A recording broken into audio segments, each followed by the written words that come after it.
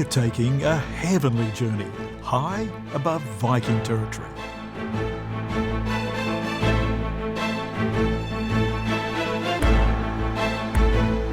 An eye-in-the-sky perspective over the Nordic region, from Iceland and Greenland to the Scandinavian countries, Norway, Sweden, Denmark.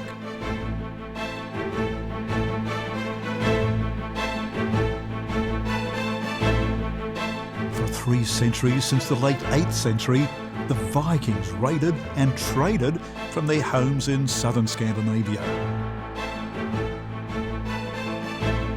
Those seafaring warriors explored a frozen part of our world.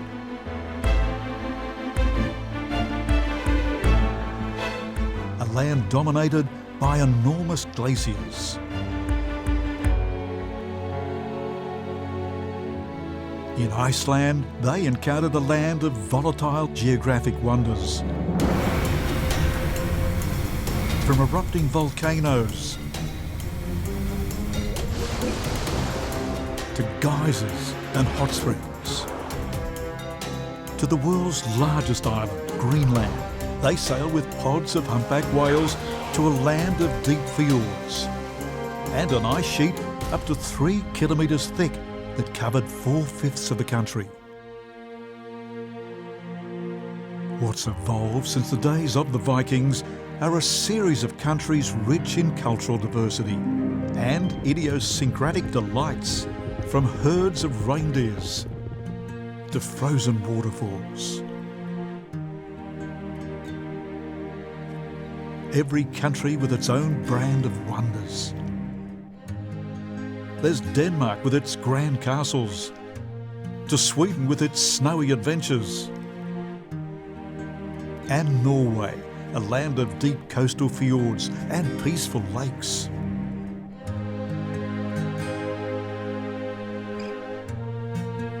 In Svalbard, we'll join an expedition to watch polar bears feast on a whale carcass.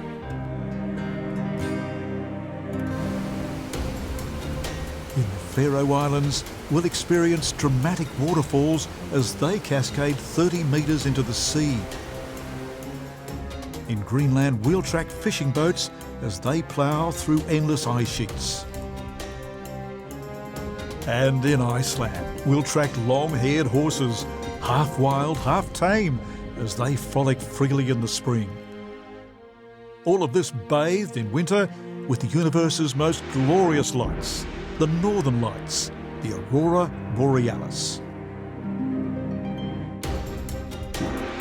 Come with us, let's fly up with the birds as we take in the wonders of a land where Vikings once roamed and pillaged.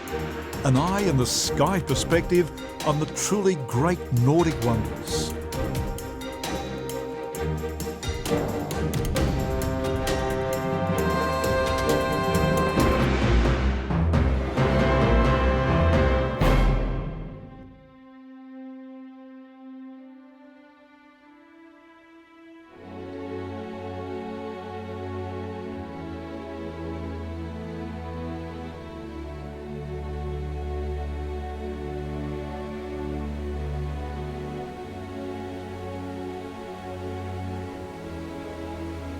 It's been described as the land of ice and fire, Iceland.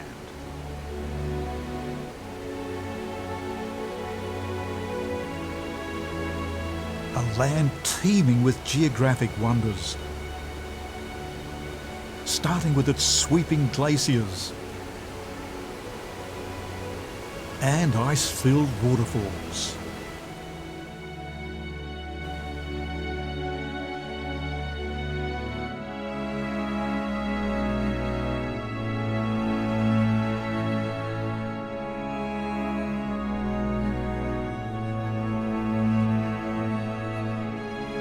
A land so rugged that only 20% of it is populated.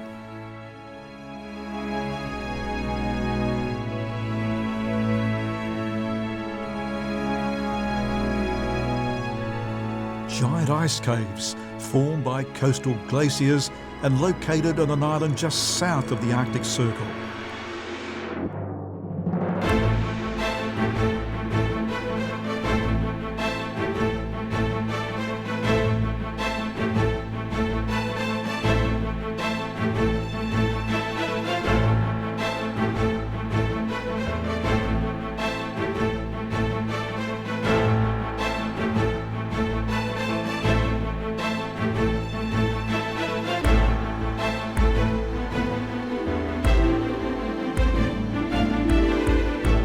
Iceland lies 1,200 kilometres northwest of Scotland.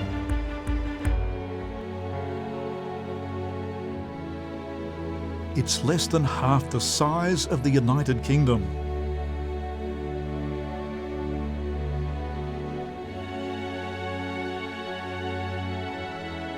In winter, temperatures hover around freezing. But despite being so close to the North Pole, Iceland is warmed by the Gulf Stream, giving it a relatively mild temperate climate. This means the country is more livable for its 365,000 human inhabitants.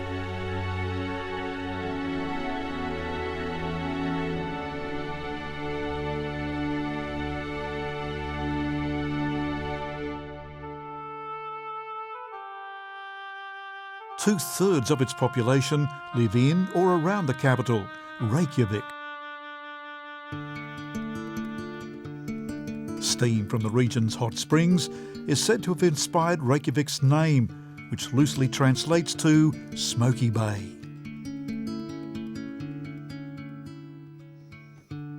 At a latitude of 64 degrees north, Reykjavik is the world's northernmost capital of a sovereign state.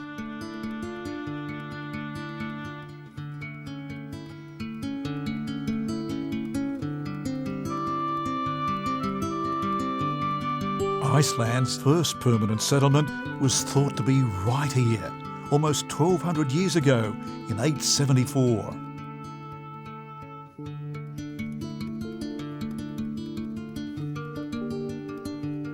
From the 13th century, Iceland came under first Norwegian, then Danish control, until 1918 when it declared independence, finally becoming a republic in 1944.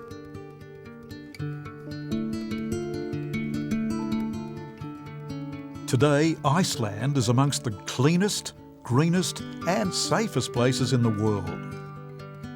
It's also a leader in natural energy, with over 80% of its energy coming from renewable sources.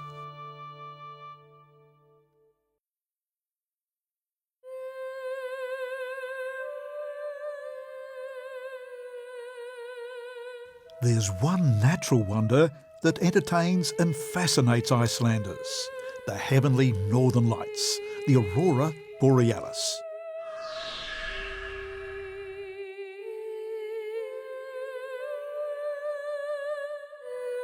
On a clear, crisp and dark night from September till March, Icelanders need only turn their gazes heavenward to catch this natural phenomenon, providing one of the most spectacular shows on Earth.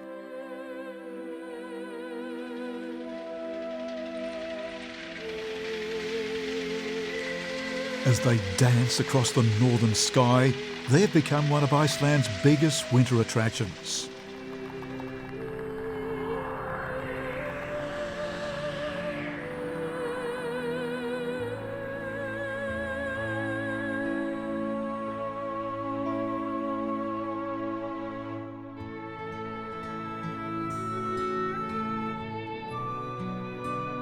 But of course, they've inspired northern peoples since prehistoric times, appearing in Cro-Magnon cave drawings as early as 30,000 years BC.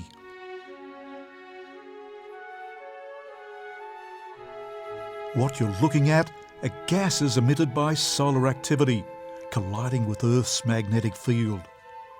These electrically charged particles make the air shine. Due to the nature of the Earth's magnetic field, the auroras only appear at the Earth's poles, usually above the 60-degree latitude mark in the northern hemisphere.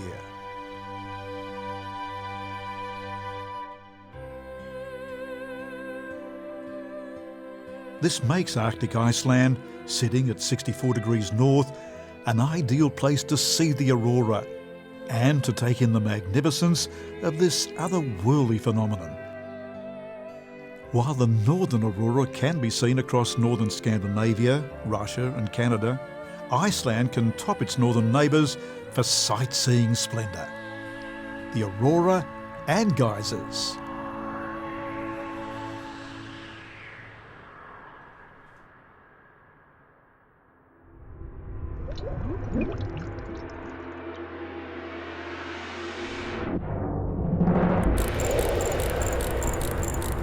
Iceland is home to some 600 hot springs and 29 geysers.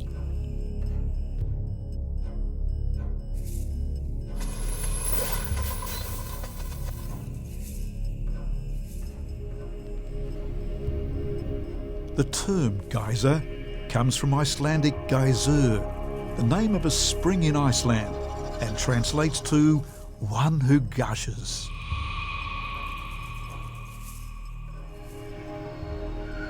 These gushing wonders have been linked to earthquakes. Iceland sits right on top of the North American and European tectonic plates, a position that increases Iceland's tectonic movement and is prone to earthquakes.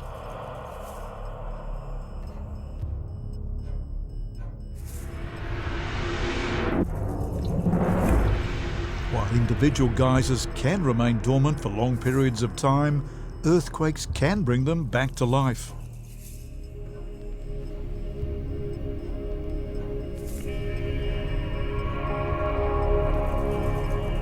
Above the Earth's surface, their water is boiling hot and can be spewed up to 70 metres into the air.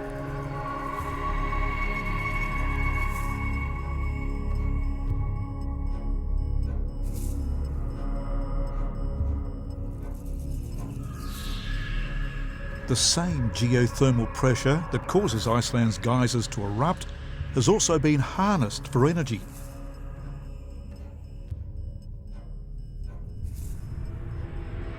Water 2,000 metres below the ground that is heated by this geothermal activity has been piped into most of the country's buildings for heating. As a result, most Icelanders don't pay to heat their houses or for the slightly sulphurous hot water, helping them to overcome the high costs of living in such isolation and cool temperatures.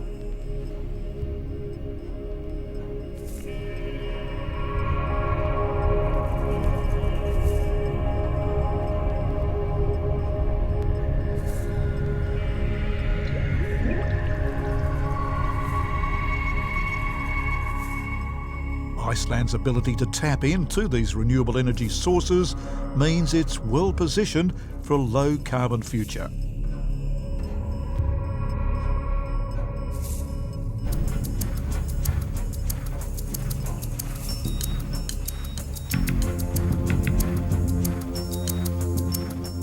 Iceland's geothermal base and its position on two tectonic plates means that it's home to many volcanoes. In all, there are some 200 volcanoes. Around 30 of those are still active.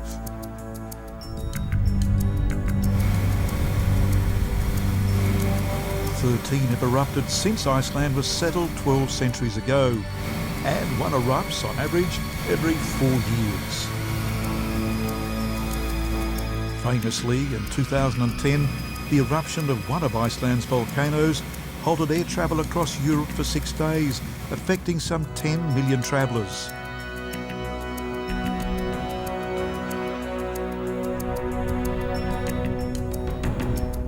Thankfully, Icelanders' homes were safe, apart from the flooding caused by melting ice after the eruption.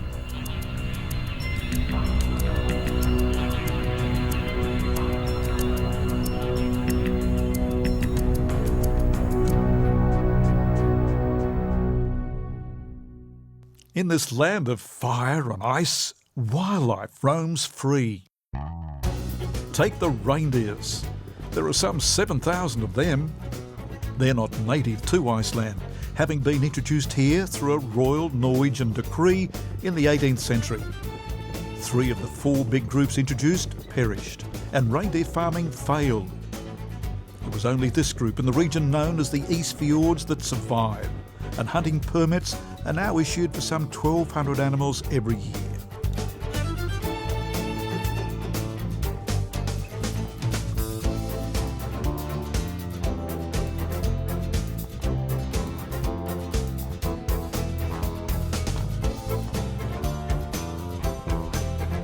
Then there are the Icelandic horses, well known and treasured. Norse settlers started bringing horses to Iceland in the 9th century, but Icelandic horses have become a breed unto themselves. They're half wild, half tame.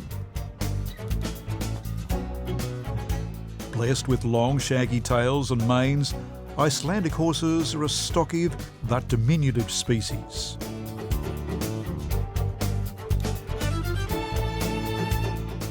In summer, many of the horses are driven to northern Iceland, where they run free, grazing in the highlands and raising their young with no fences or human carers. Hundreds of horses running wild together, with 2 extra gaits compared with regular horse breeds. There are some 100,000 of these horses, 1/3 as many as the number of people on Iceland.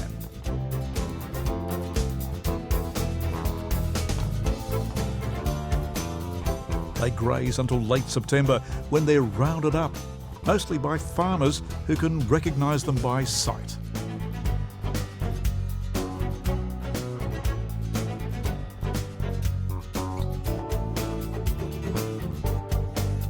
But Icelandic horses are also culled, numbers kept in check to avoid exhausting the rich grasslands.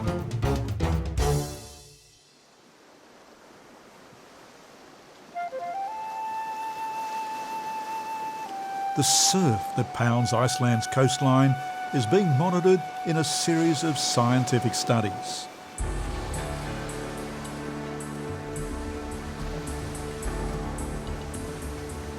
Conducted by the Iceland Sea Ecosystem Project, it's been found the waters are not only warming, but they're getting saltier.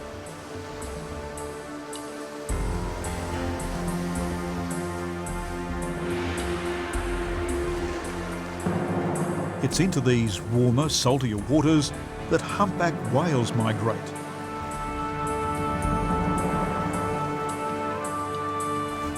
In summer, the whales complete a journey of 7,000 kilometres from the Gulf of Mexico, an incredible journey in which they've had to fight off pods of attacking orca whales. The humpbacks will swim from those waters for a month, relatively thin and hungry, and keen to start feasting in these rich Icelandic feeding grounds. In the following 9 months they feed on schooling fish such as sardines and cod, as well as krill that abound in Iceland's cold waters.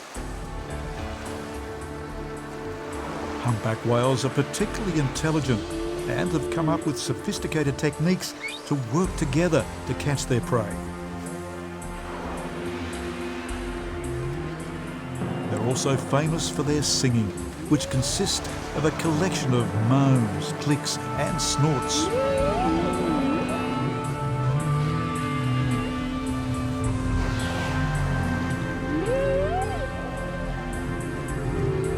What distinguishes Icelandic humpback whales from the rest are their white flippers, with unique patterns on their flukes, just like fingerprints. Their numbers are now steadily on the rise, with some 14,000 migrating here each year, back to the numbers thought to have been here before commercial hunting began. Another whale species common to Icelandic waters are the pilot whales. They're extremely sociable creatures. They travel in groups of 10 to 30, although more than 100 have been spotted in some pods. Mothers form strong and enduring bonds with their calves. These calves will nurse for more than 3 years, while these young pilot whales can drink their mother's milk for as long as 15 years.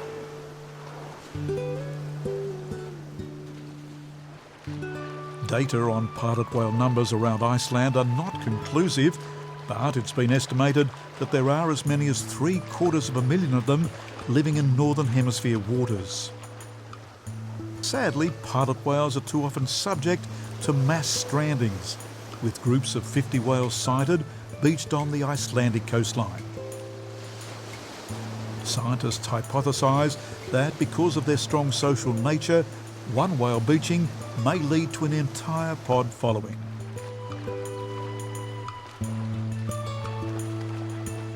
Thankfully, pilot whales are not considered to be endangered.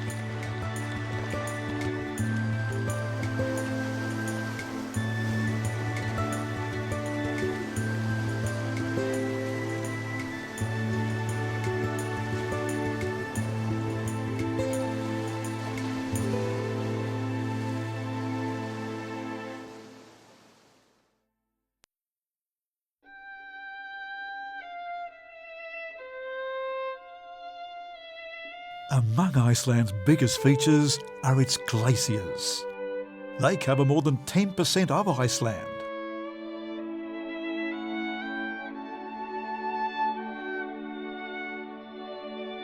And one of the most impressive of those glaciers is Svínafellsjökull, a 4-hour drive east of the capital.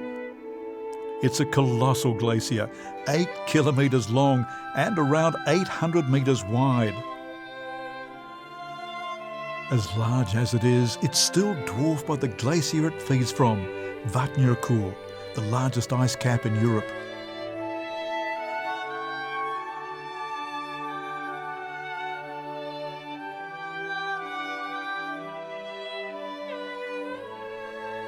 Instead of a pristine snow-white appearance, much of the glacier is a series of mottled black, white and grey, the result of ice melting with black ash from volcanic eruptions long ago.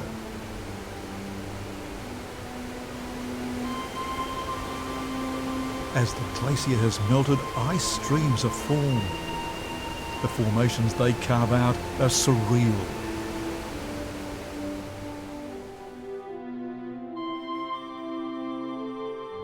It's such a dramatic landscape that much of the popular TV series Game of Thrones was filmed around here.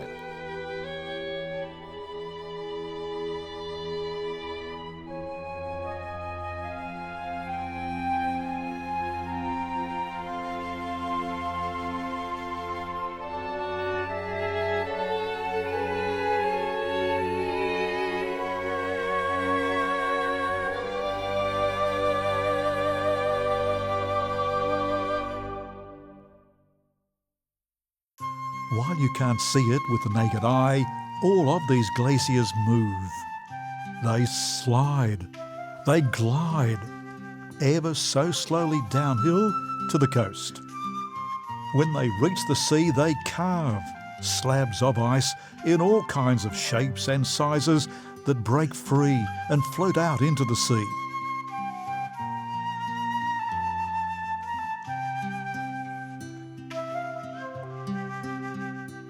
It's an ever-moving ice show that motivates the more adventurous of locals and travellers to get out in amongst them.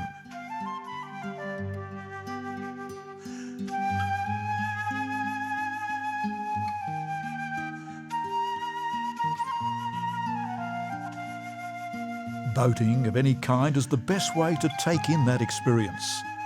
But kayaking is even more special.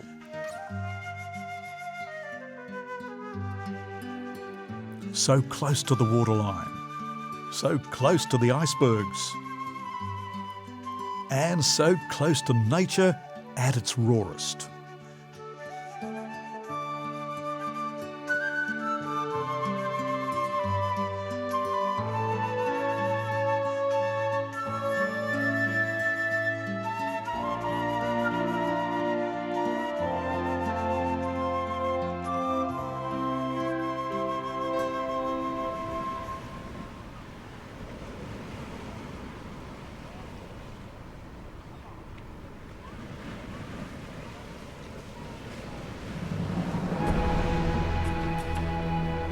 Another searing Icelandic landscape, a stark scene, black and white, on the southern beaches of Iceland.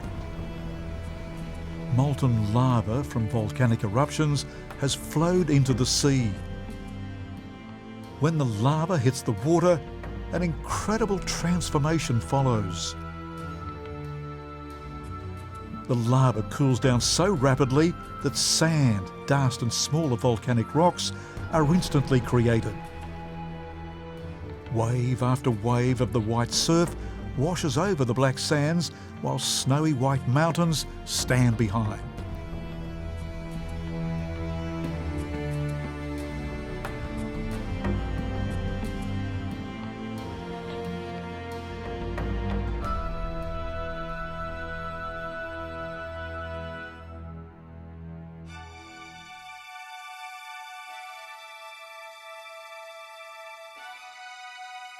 Iceland's river deltas turn on their own displays of striking colours.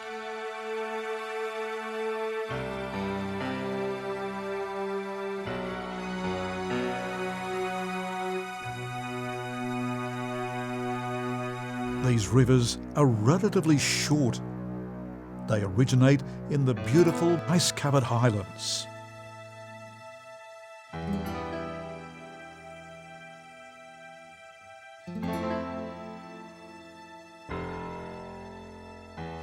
There are no settlements up these rivers. Navigation by boat is next to impossible.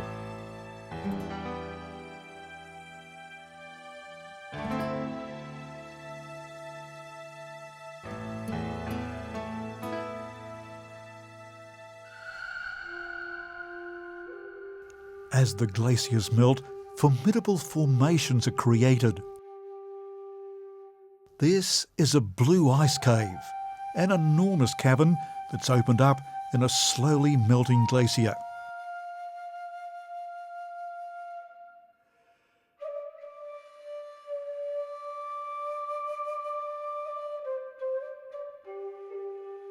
Where there are gaps in the snow above the ice cave, rays of sunlight create a vivid blueness in the ice.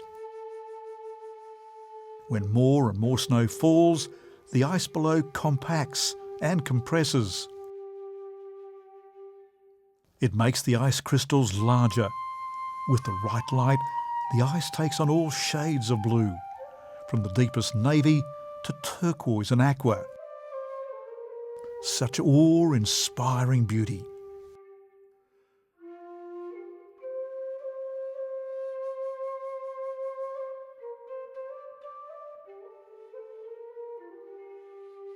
One of the consequences of so much ice and snow in Iceland is that it melts, forming rivers that in turn drop over impressive waterfalls.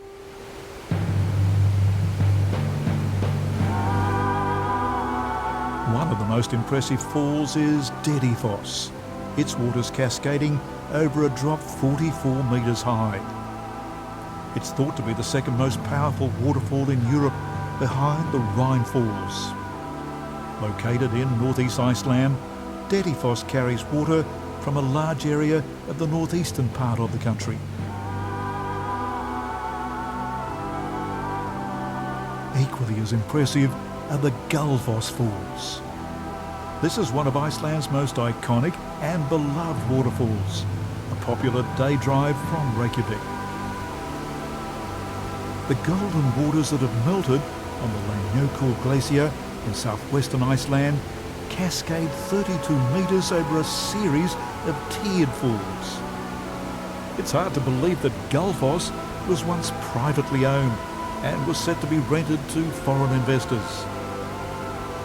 These days it's back in the control of the government and is now well protected.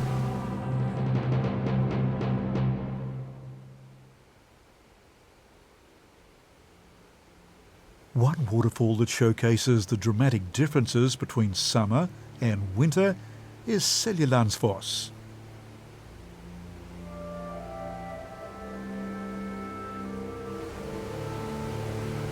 "60 metres of cascading splendour along Iceland's southern coast.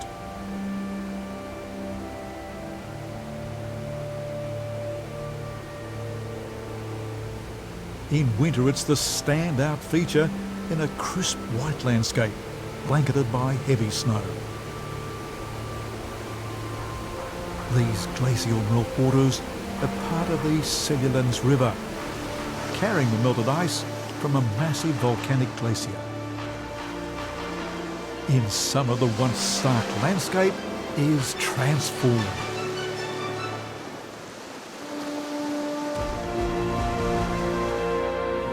The ice has melted, and what emerges in the summer sunlight is a verdant green tapestry of grasses.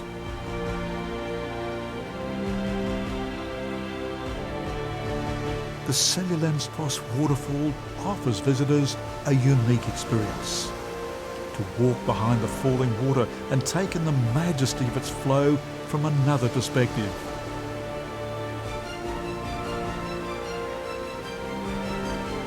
What the milkwaters flow into is a large pond, a natural storage basin before completing their journey to the coast.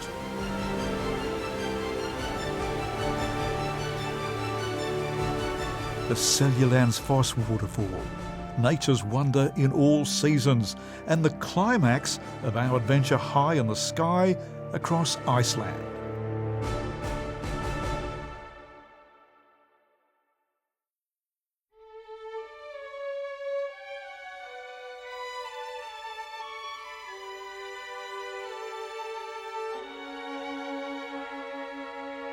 A deep history permeates every part of Denmark. Take the capital, Copenhagen. Ornate historic buildings abound. Evidence of a rich and well-preserved cultural heritage.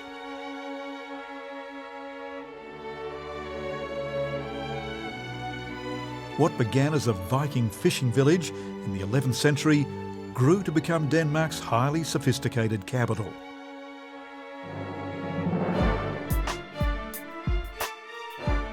Today, it's a regional centre of power with a population of just under 800,000. Of all the Scandinavian countries, Denmark is the most southern and smallest, being roughly the size of Italy, with almost 6 million inhabitants.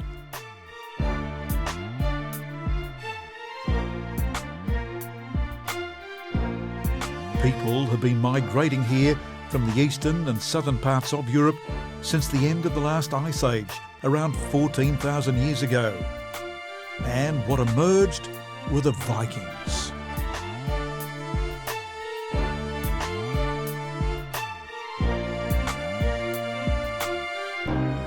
Denmark's vast array of waterways allowed Viking society to flourish.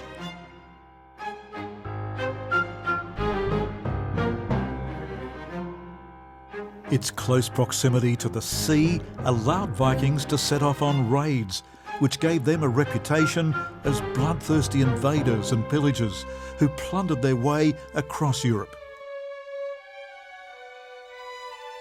But these brightly coloured houses that line the canals in Copenhagen's Nyhavn district were built in the 17th and 18th centuries, long after the Vikings had faded into history.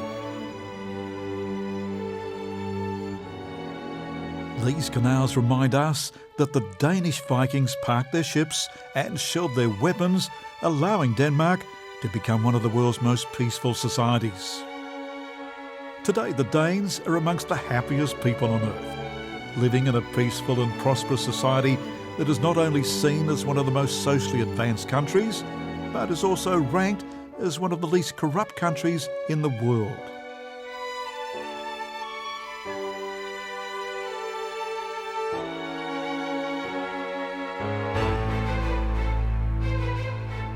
One of Copenhagen's prominent landmarks is the Baroque Church of Our Saviour. Its spire has an external staircase that winds to the top, allowing people who've climbed all 400 steps panoramic views of Copenhagen. The spire is tipped by a 4-metre-tall figure of Jesus Christ, triumphantly carrying a banner. Between 8 a.m. and midnight, people nearby come to a standstill as they listen to music chimed by the 48 bronze bells that make up its carillon, the largest in Northern Europe.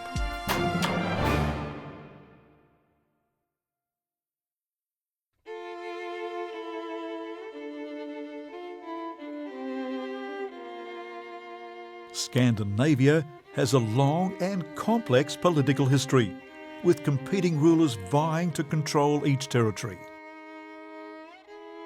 Their claims are marked by Denmark's many castles, with some dating back to the 11th century. Of the 177 castles still standing or in ruins, this is the most famous. This is Kronborg Castle, which translates to Crown Castle, so named by King Frederick II.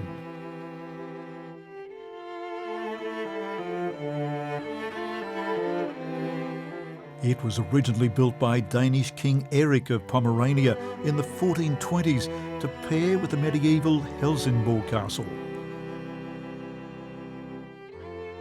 Built on the opposite banks of a sound in the Baltic Sea, these two castles allowed the Crown to effectively control navigation and, of course, tax ships coming through each way.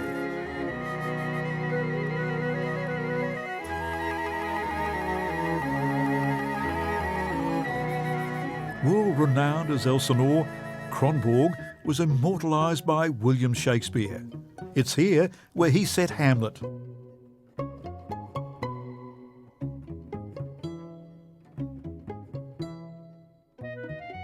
Today, Kronborg Castle is a publicly owned museum and gives visitors an opportunity to imagine how Hamlet, the immortal Danish prince, may have lived.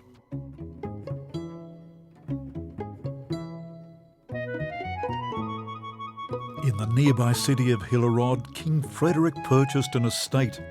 He added extensions and turned it into a deer hunting lodge, modestly calling it Frederiksborg, or Frederick's Castle. Frederick's son, King Christian, had the castle entirely rebuilt, work that had to be completed decades later in 1618, and these days is the largest Renaissance building in Scandinavia. It stands as a tribute to Denmark's royal family, one of the oldest in the world and still a popular institution with the Danes.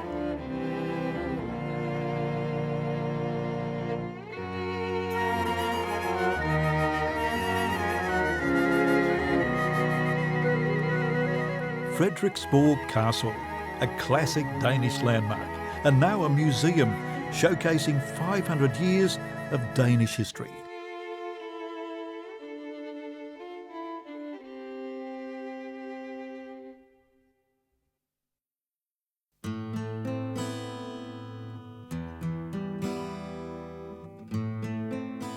Our eye and the sky cameras have travelled on to the adjoining Scandinavian kingdom of Sweden and its capital, Stockholm.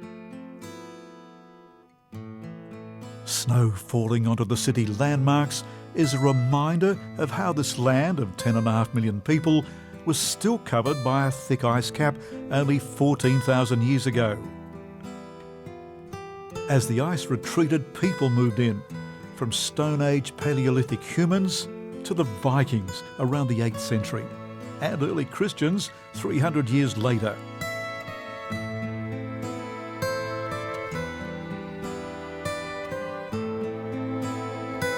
Established in 1553, Stockholm has been the capital of Sweden since 1634, a city of 1 million people living on a series of 14 islands lined with historic buildings.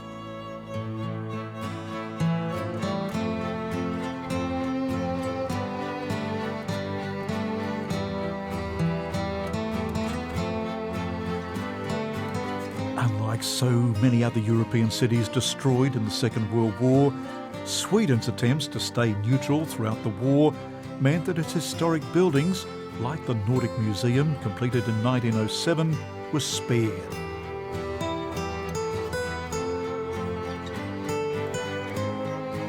One of the most impressive of those buildings is the Royal Palace.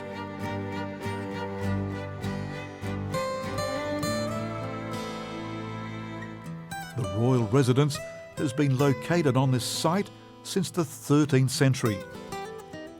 Fire destroyed the first medieval castle, known as Tre Krona, and rebuilding took almost 60 years.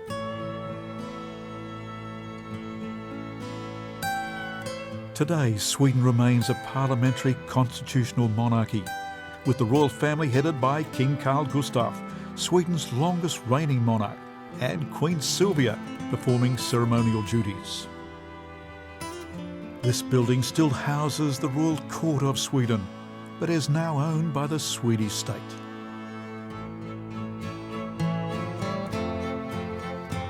With more than 600 rooms, the royal palace these days stages ceremonial marches watched by some of the 800,000 visitors who tour the palace every year.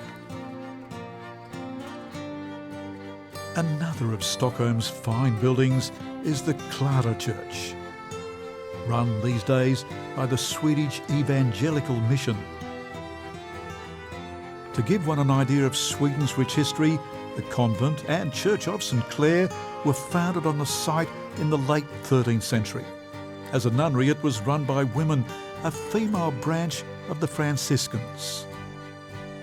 By the 1880s, the church tower was added as part of restoration work, a spire 116 metres tall that takes predominance in the Stockholm skyline.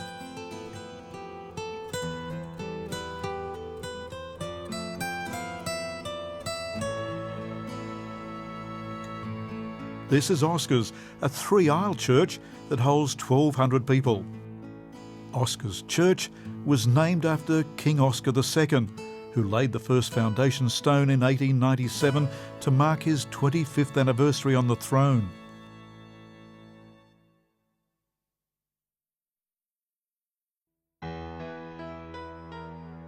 One of the delights of Stockholm is the island of Kastelholmen. It's just across the water from the Royal Palace, connected to the rest of Stockholm by a small bridge. It has no residents. What is notable about Kastelholmen is that it has a stunning citadel. Known as Kastellet, the first fortification here was built in 1667. Used as a storage place for gunpowder, it exploded almost 180 years later and was left in ruins. Rebuilding began with the current tower completed in 1848.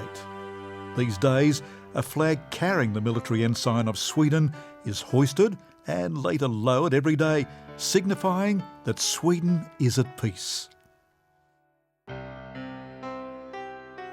One final Stockholm feature, the tethered sled. No reindeer in this park, rather a sled connected to a central post, a merry-go-round type invention that glides gracefully in Stockholm's snowy winters.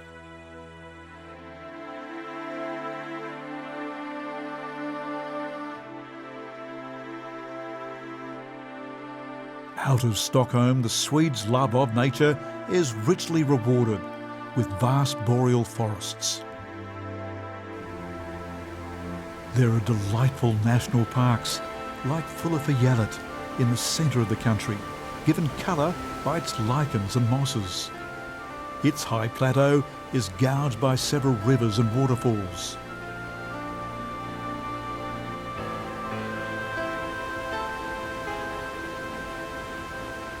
Then there's Ristafället. The mighty Ristafället waterfall is as powerful and dramatic as it is beautiful.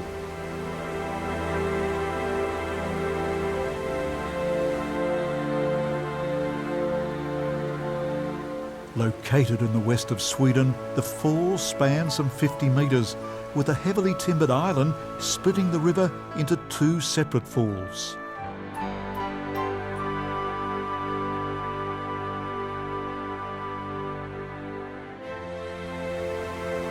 The water drops 14 metres and creates its own microclimate, with rare lichens and mosses thriving here. Ristafället epitomises the Swedes' love of nature, an environment that has motivated and inspired climate change activists like Greta Thunberg.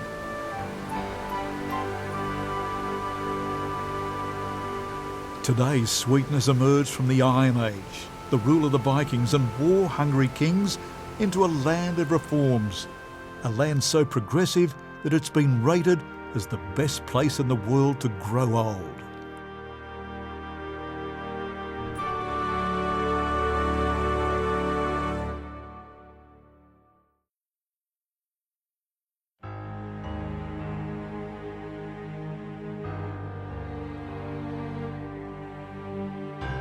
The land of the midnight sun is producing an array of challenging experiences. This is a territory of extremes. In the winter of 2020, a record low temperature of -66 degrees was recorded at a summit station on the Greenland ice sheet. Contrast that to a balmy summer high of 8 degrees.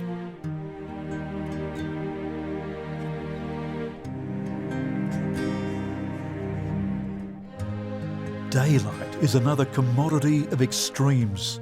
In summer, the sun never sets. 24 hours of sunlight and twilight every day in June in Greenland.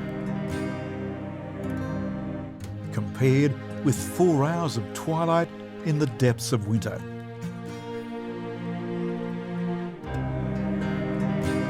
The Nordic lands, once roamed by the Vikings, is indeed volatile. Volcanic eruptions, boiling geysers, grinding glaciers. This vast Nordic territory that stretches from the Scandinavian countries to Iceland and Greenland is one of outstanding natural beauty and cultures that are considered peaceful.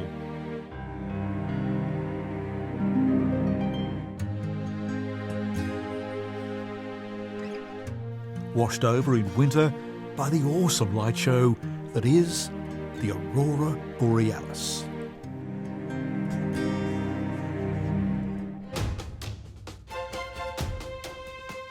A Nordic Council has been created, working towards creating the most sustainable and integrated regions in the world by 2030.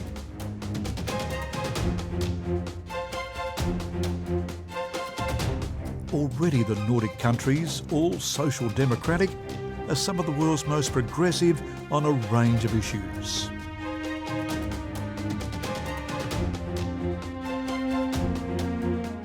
We'll explore more of those countries in the next episode of this series, Eye in the Sky Nordic Wonders. Greenland, a land of enormous glaciers and hardy fishing boats cutting through thick ice floes. Svalbard, as polar bears go on the hunt. The Faroe Islands, as gushing waterfalls cascade into the sea. And Norway, where ice climbers tackle frozen waterfalls. All ahead as we take to the heavens once again to marvel at the wonders, the true wonders of the Nordic territories.